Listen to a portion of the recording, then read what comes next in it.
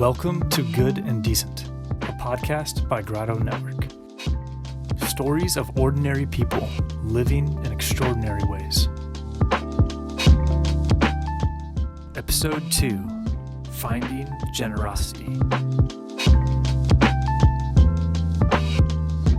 When the Grotto Network team decided that our second episode of this podcast was going to revolve around generosity and benevolence, the first person we thought about was Charles Bike Man Jenkins.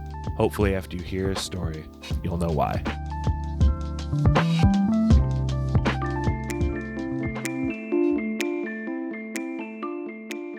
Outlined against a blue-gray South Bend, Indiana sky, 30 to 50 bicycles lean up against a white garage. The bikes seem to be the only source of color in this scene. This is Charles Jenkins' house.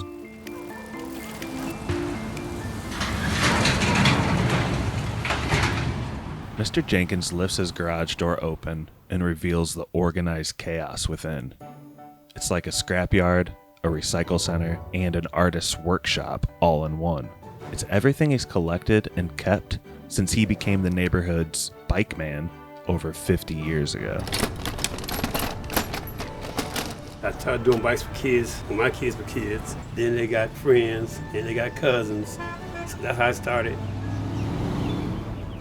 People see me at the grocery store. Hey, Mom, it's a bike man. that's they forget my name, but my name is Charles Jenkins, so they forget that. But bike man is fine. I accept that everywhere I go. It's amazing. Matter of fact, that mail lady, she bought a bike for me for her child. I was actually running camera that day, and when Mr. Jenkins said that about the mail lady, I whipped the camera around really quick and caught a fleeting glimpse of her. I guess it kind of made me realize I don't even know what my mail person looks like. The mail lady recedes from sight, and Mr. Jenkins shows us how to patch a flat tire. He uses various metal tools, a book of matches, a bike pump, and a bucket of water.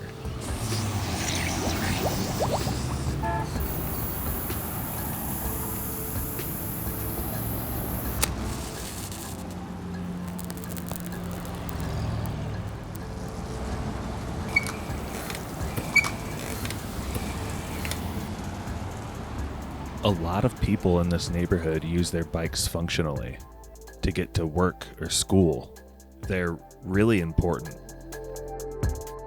Basically, people bring in flat tires, chain slips, chain brakes not working, hand grips, seats, sprockets go bad, bearings go bad in the rear end. It's just everything you can think of almost on a bike. If you think of it, if I got it, I'll help you out.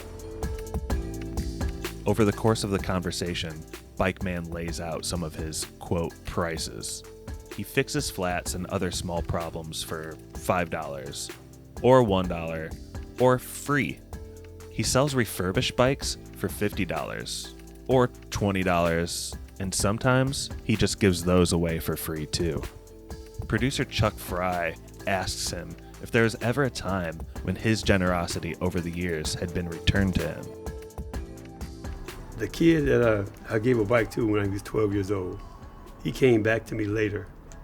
And at that time, I was down and out. I got laid off from work, hadn't got my unemployment yet. Came to the house, and the kid, he's an adult now. He wrote the letter. He said, when I was 12 years old, you gave me a bike.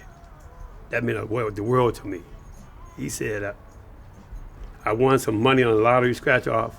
First person I thought about was you. He gave me $500. I'll get the letter for you. You want to see it? Yes, I want to see it. Man, I was on my knees crying, man. Couldn't believe it.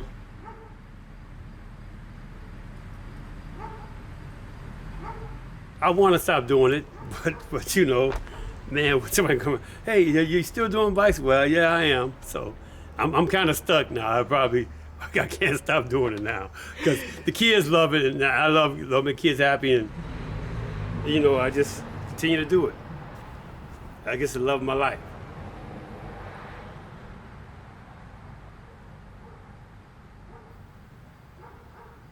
A kid from down the street, probably in junior high, rides his bike towards us and rolls into Mr. Jenkins' driveway. He's hoping for some help with some bike things. Staying out of trouble? How's some grades?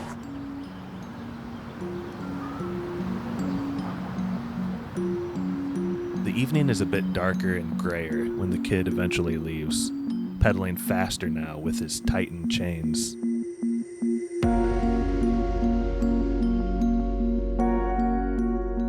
Standing in his white garage, Mr. Jenkins proudly watches him ride out of eyesight, knowing another kid could round the corner at any second.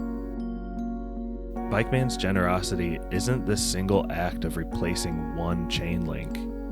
It's the way he lives his whole life.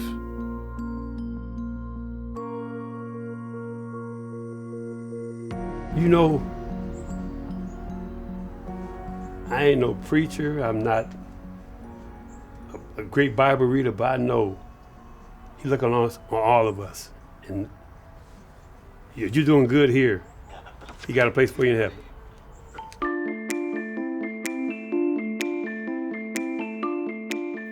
Bikeman has kept his community moving for decades is a Grotto story. It was produced by Chuck Fry and me, Josh Long.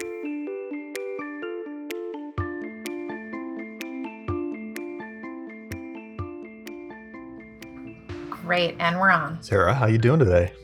Hi, good. How are you, Javi? You know, I'm just here in my parents' house, living the dream. Living the dream. I am also with my family, so. Oh, nice. So, Sarah, what have you been up to lately? Any fun things? Any fun recipes? Baking any bread? Some sourdough starters? I do not have a sourdough starter, though I have a very good friend who, this is a great sentence. I have a great friend who lives in Portland who has a sourdough starter. Isn't that just? Oh, that's She's nice. just very hip. Cooking is always something that has been a little bit of a struggle for me. So, I mean, even like I will paint you a picture. This is going to be embarrassing. Please, but let's hear it. When it was junior year of college, and we moved into apartment style dorms at the university I went to. I moved in with this great friend who was very like health conscious. And one night I'm not kidding you, I am making macaroni and cheese and like breaded chicken fingers, the adult version of chicken nuggets in the oven. Like that is my dinner. I am 21 years old. Yeah, that sounds about right. And my friend and new roommate is sauteing kale on the stove. Like there is no greater contrast than those two images. Like my bright orange Kraft mac and cheese and her green sauteed kale. So I was recently doing this actually for a meal train. Do you know what that is? I don't. Tell me what a meal train is. I know, it's it's a cute little name. So a meal train is when somebody organizes to deliver meals to someone in need. So it could be a mom and dad who just recently had a baby. Sure. In my case, it's an older friend who has recurring cancer, and she continues to battle that. And so someone will set up a meal train and they'll send out an email. People can sign up to bring meals to this person.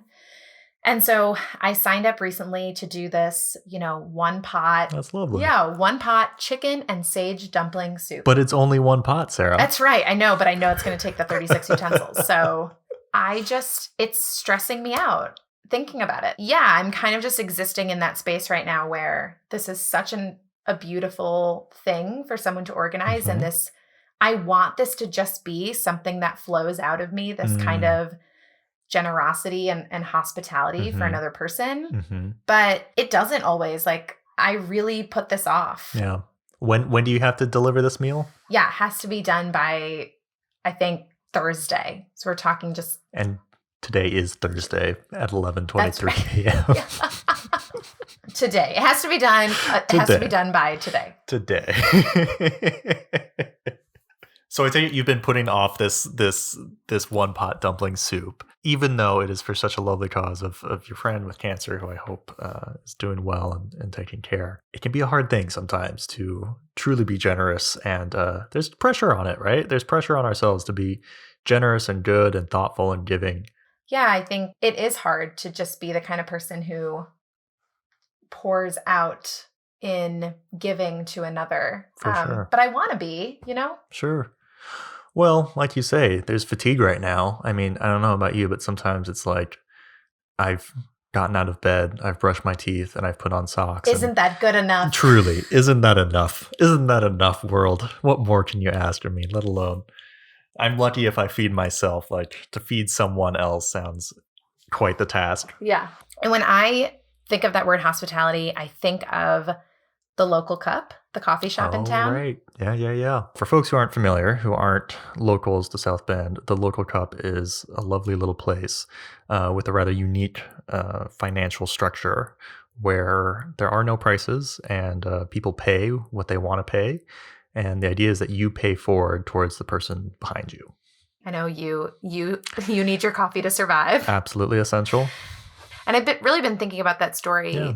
This young woman, Annie, who she just exudes joy. Yeah. Like you can tell that being hospitable and generous doesn't take anything away from her. I see someone like that and I'm like, what is that? What is that you have and how do I get it? Yeah. How do you do that? What's wrong with you? You, that thing. Why are you so nice and sweet all the time? What is your secret? Like, what's in your coffee, truly, you know? What is that secret ingredient? And I think, I'm not even sure generous is the right word, honestly. I would kind of love to hear how someone like Annie or folks at the Local Cup even characterize their life philosophy. Sure. Yeah. So it's 11:30 my time on a Thursday. Your chicken pot, dumpling, one pot incredible meal is due in a few hours. But what I hear you saying is you want to take a trip to the Local Cup. I would love to, yeah. Should we play that piece for our audience? Let's go.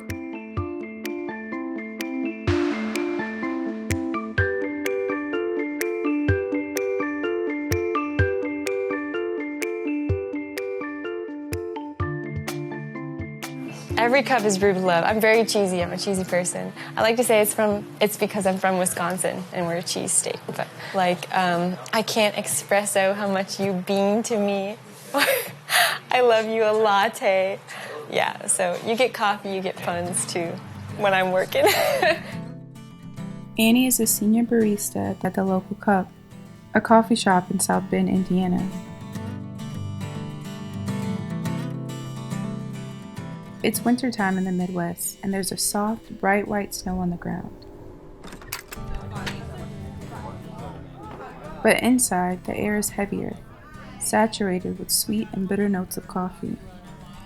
You can almost smell the fire burning freshly gathered wood. Anyone that walks in the door is a neighbor. No matter where you're coming from, no matter what your story is, we care for each other, and in turn we feel cared for. So even if we don't know our neighbors, we know that whenever we get a cup of coffee, that's coming from the community, and that gives you a really great sense of comfort and belonging here. So, yeah. Annie beams as she pours steaming water over coffee grounds. Her neighbors gather around to watch in awe.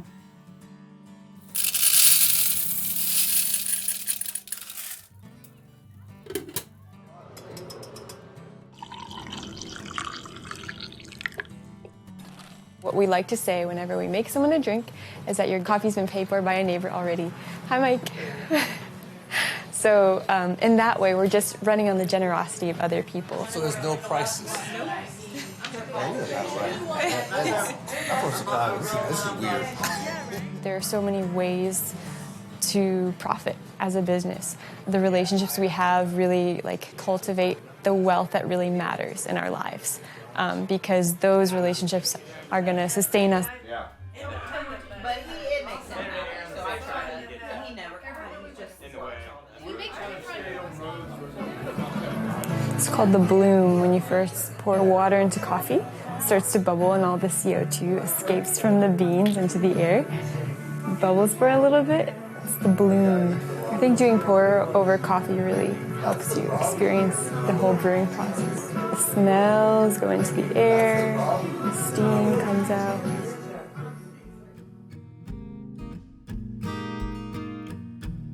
The regulars and new neighbors trickled in constantly from shop open to close, but the wait was never long. Sharing seems to be at the core of the local cup and of Annie's beliefs. This is definitely a space that represents the gifts that this neighborhood has to offer. Even the simple act of sharing a story with someone is a gift, truly, because you don't have to do that, but you do that because you want to give a little something to someone else that they can hold on to. And those are the small gifts that I think make a big impact. That's why I feel like it's such a blessing of being here every day, because like I said, it's not work. This is more of a joy. It's something that's spread between people, shared in cups of coffee. Creating a space that breeds real connections is the only business model that matters, because our care for one another is the only currency that matters.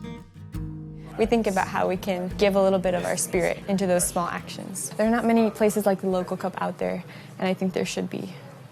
In every city, in every neighborhood, you know.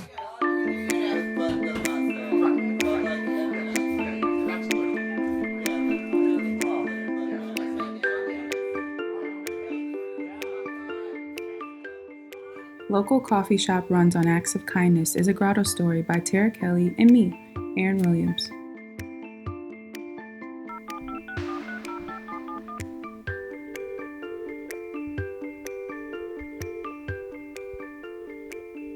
Hi, I'm Sarah. I'm the one who's been emailing you. Oh, nice to meet you. Nice to meet you too. I was really taken by the story that Grotto did on you and the local cup. But, so you're not working at the local cup anymore. I know that you've since moved away, right? Yes, I'm in Texas.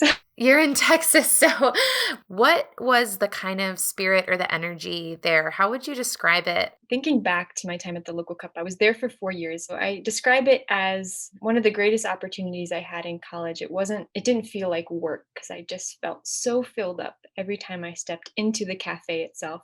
It was very alive, very energetic. We had a lot of people coming from all different walks of life to this one space and to this common ground where everyone felt like they could be heard and seen and loved and accepted. And because of that, people gave all of themselves to perfect strangers. And that's something that it could have been because the business model was a bit radical because we don't have prices on what we serve. And people kind of came for the community and stayed for that as well. Because of that, I just felt so inspired. I started thinking about your work at the local cup because I was making a meal for a friend, and cooking is not something that comes naturally to me. So I, was in the kitchen banging around a bunch of pots and pans and probably like cursing to myself and getting frustrated. And I was thinking about, it seems like generosity flows naturally from people and places like the local cup. And I think, is it just about being generous, or is it something more? Is it something that has to do with the connection between two people? The spirit of generosity is definitely contagious, because when we boil it all down, I think like the true richness of our lives consists of the relationships that we have with others. And so it could be in this time, even before COVID, that yearning for human connection is always alive, I think, in our hearts. So, and that could manifest in different ways. And generosity is one beautiful manifestation of that is more obviously seen at the local cup. But I think relationships are at the core of everything. And the value of those relationships really motivates us and gives us drive to do what we do and act with goodness in our hearts. Yeah. And you touched on, we're living in such a strange world right now in the midst of the COVID pandemic, because we've probably never been so isolated as individuals. That's certainly something I have been, craving. I wonder if you in your life right now, and maybe you can share with us a little bit about what it is you're up to right now, but also just how you come back to finding community and connection with others. Yeah, I think it's certainly difficult right now. I mean, those of us who are blessed with access to technology have it maybe a little bit easier as we can reach out to people, but it's definitely taking a toll, I think. I believe we can find ways to kind of keep that spirit alive within ourselves, no matter where we are and what we're doing. A great example, I think, of the spirit of generosity, at least, and how it's kind of traveled in my life, has a direct connection to the local cup, actually. One of the founders of the local cup, her name was Catherine Griffin. She recently passed away this summer from cancer. She had planted a seed for me through her previous experience volunteering here in Texas at the organization I'm at right now. It's called my Casa Juan gosh. Diego. Yep. So Casa Juan Diego is a Catholic worker house in Houston for immigrants and refugees who are undocumented coming to the United States. So we do a lot of different things to serve the community. And she told me about her experience volunteering at Casa Juan Diego 15 years ago or so. And she's the reason why I'm here today. And hearing her experience here really sparked my interest in pursuing this great experience of volunteer work throughout this year of service that I've committed to. I just love that there's this connection with hospitality and places of hospitality.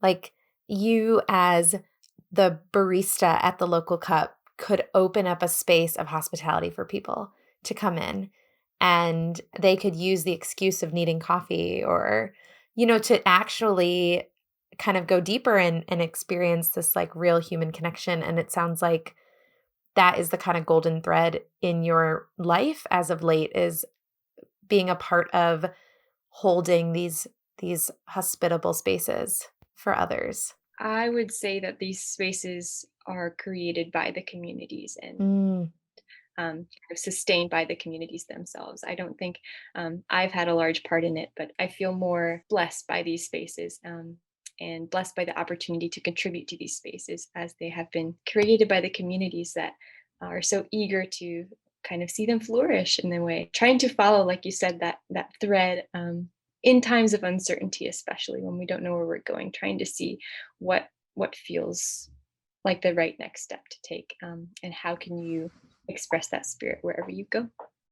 If you had to answer the question, why do you do what you do, or why do we have places like this, like Casa Juan Diego or the local cup, how would you answer that?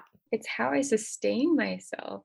In college, I studied the title of my major was Global Justice and Human Rights. And I spent a lot of my time learning about a lot of the injustices of the world. And I would get so fired up and so angry, and I wouldn't know what to do with all my energy. And then I would enter a space like the local cup, and my faith in humanity would be restored, because I would just soak up that human interaction, those relationships, those connections that were filled with so much life and so much love. Those were the key pieces of the equation of the picture that I think are oftentimes missed when we look at like this bleak picture of the world and the issues that are all wrong when we look on the news or just see these things happening in front of us. And so it's how I sustain myself. Well, I think a lot of people wonder how they can find the hope you have, or even create spaces of hospitality for people.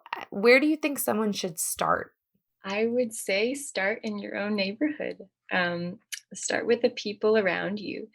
I often wonder how, like, just walking around different neighborhoods, how many people actually know each other. Could be the person who comes to deliver your mail. Do you know them by name? Do you greet them every day?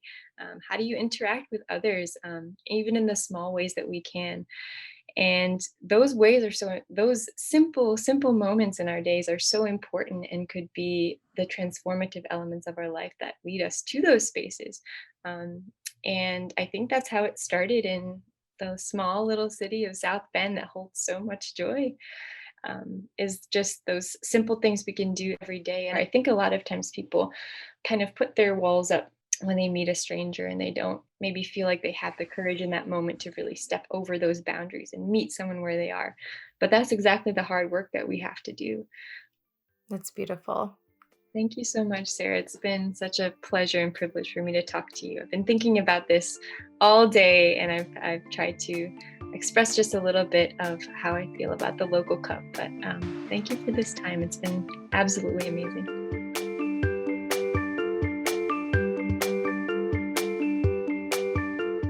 my gosh, Sarah, what a great interview. And this was your first time interviewing somebody too, right? It was, yeah. Yeah, you did a great job. So Thank you. It was she's so lovely to talk to, and she wouldn't even let me talk about her loveliness for long. She kept redirecting, which I think is actually so indicative of who she is. I think there's totally a lesson in that for us. and for what is ultimately, a little side job, working as a barista during college, like, how many folks, we've all had those jobs, and for her to find so much meaning and purpose and community, it's wonderful. She is remarkable. What a great gal.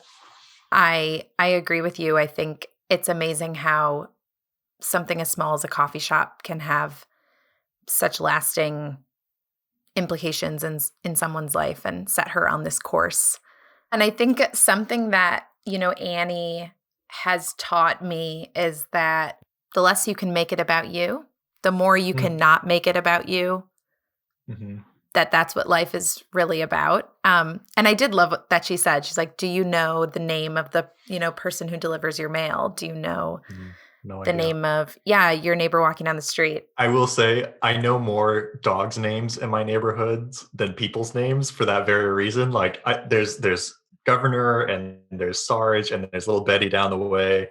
I don't know any of their human names, but That's like second layer. That's like the journey of Javi and I are both kind of puppy young dog owners, and that's the journey. Is first step is the dog name, and then eventually the human name, and just forging that connection. I mean, I loved what Annie said about that people would come to the local cup for connection. They'd stay, like come for the community, stay for the community. And that I just love that. It's like I want to create spaces in my own life where people feel that way. Yeah. And maybe in order to do that, it's going to require first me not like grumbling and being annoyed by having to like make a meal for someone, or like, actually doing it with a sense of openness and gift. So I don't know, easier said than done for sure. For sure.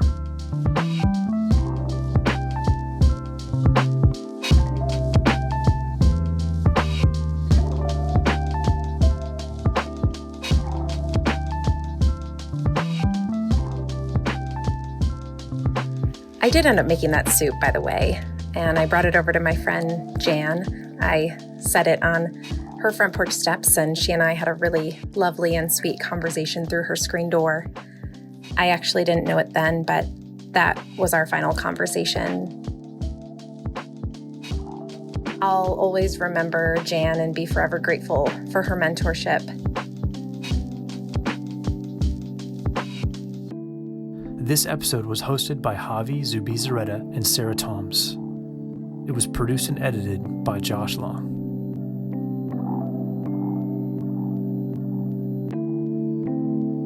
Grotto Network is senior producer Javi Zubizarreta and senior editor Josh Noem. Liz Colleran is the assignment desk and event program manager. Michaela Douglas, web content strategist. Becky Ottman, graphic designer. Josh Long, producer. Ben Cruz, associate producer. That's me.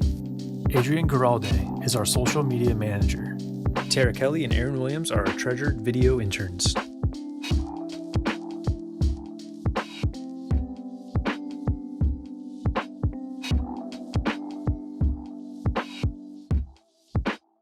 All right, that was wonderful.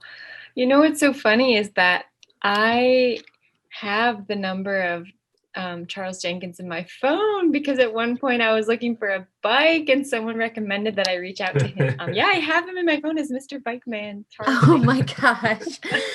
That's amazing.